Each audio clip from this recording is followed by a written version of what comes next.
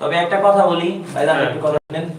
যদি কারো ঘরে এমন মনে করেন গাড়ে মানে যদি কারো ঘরে বউ থাকে, সেই ভাইও আমার মাধ্যমে বিয়ে করতে পারবেন, আরো তাকে আমি 50,000 টাকা পুরস্কার দেব। ঘরে বউ আছে তাও বিয়ে করাবো। কেন জানেন?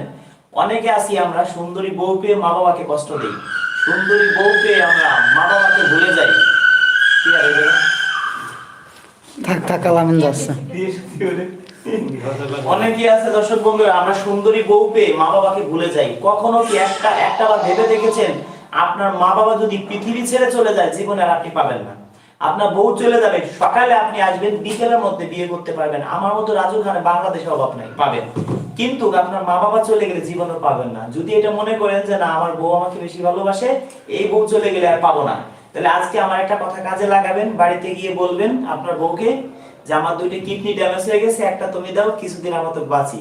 দেখেন আপনার স্ত্রী কি বলে। আপনার স্ত্রী বলবে আমার আর এক জায়গায় বিয়ে ঠিক হয়ে গেছে। 100-র ভিতর 98-99% গ্যারান্টি। আপনার মাকে গিয়ে আপনার বাবাকে গিয়ে বলেন যে আমার দুইটা কিডনি ড্যামেজ হয়ে গেছে,